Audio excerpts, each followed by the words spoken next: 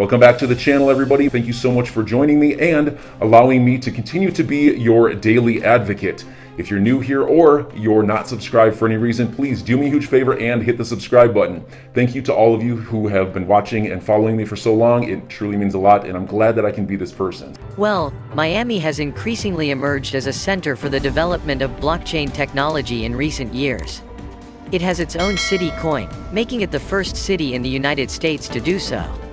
A decentralized air quality monitoring network housed on Algorand blockchain was also established there, making it the first place outside of the European Union to do so.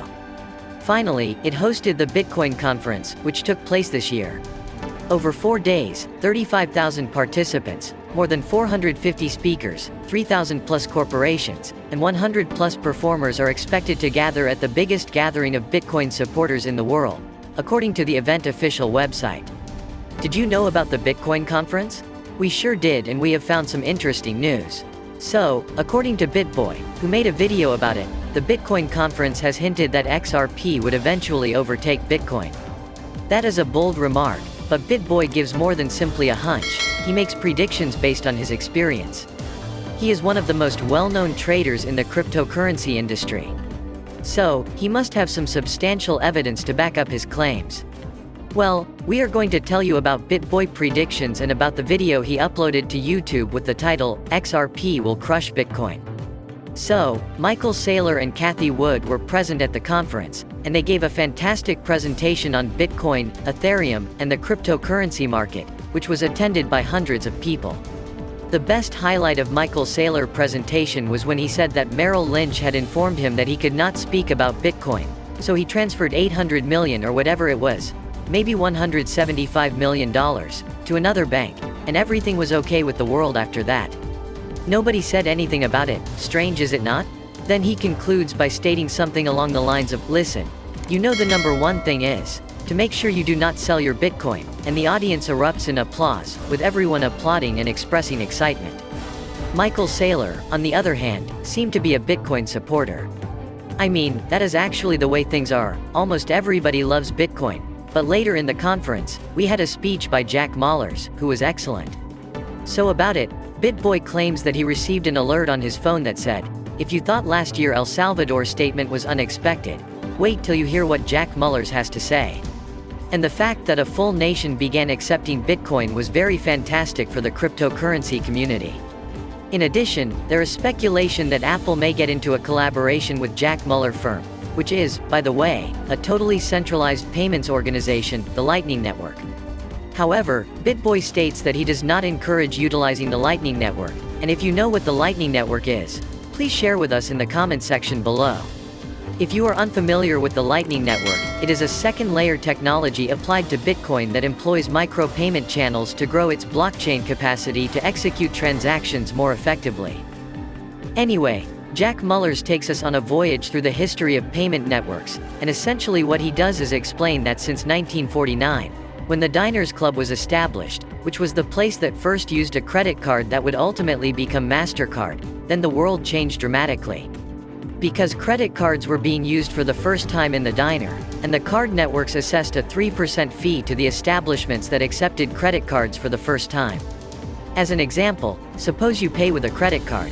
The cost is $100, of which $97 go to a shop and 3% goes to the credit card network.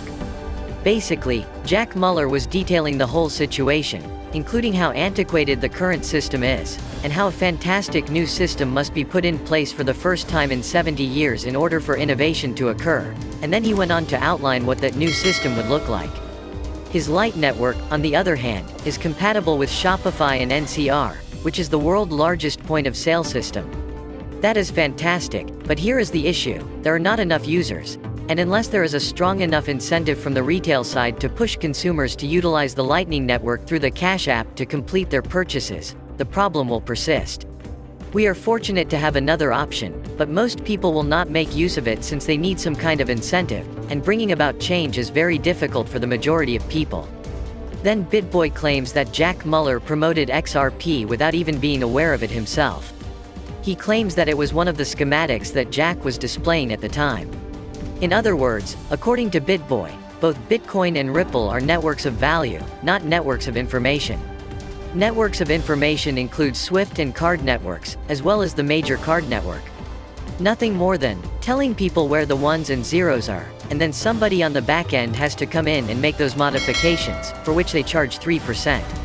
He was essentially stating that it is an outdated system that must be toppled, and that we now have the technology to do it as well as the network to do this.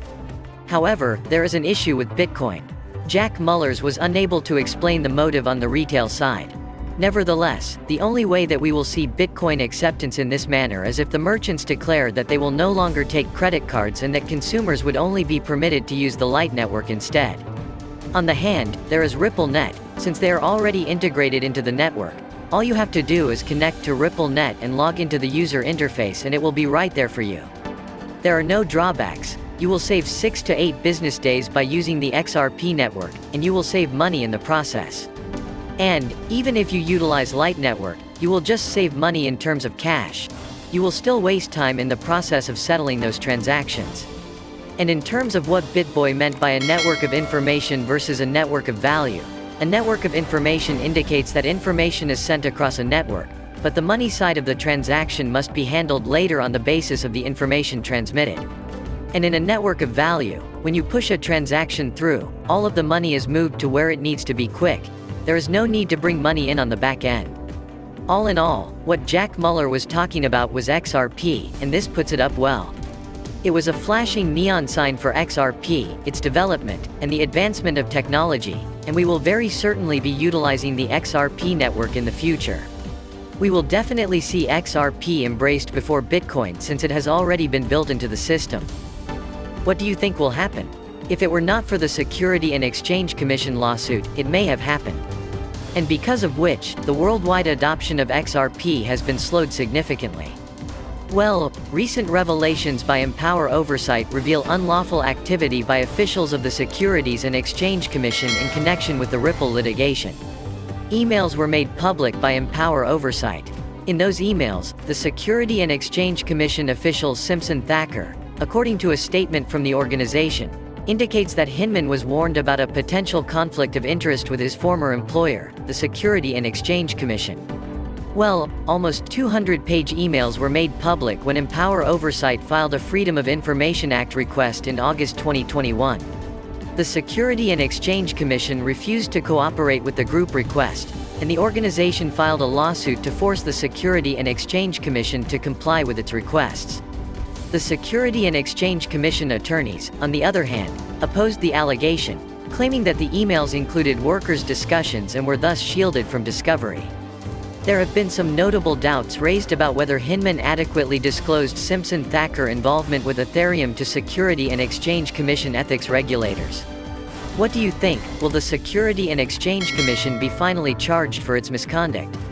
Make sure to subscribe and give us a thumbs up. Thank you so much for watching. See you in the next video. Kindly note that the prices of cryptocurrencies frequently change, so by the time you watch this video, it might have changed to a whole new value.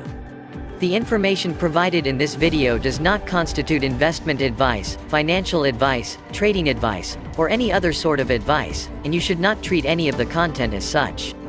The content in this video is for educational purposes only and hence should not be considered financial advice.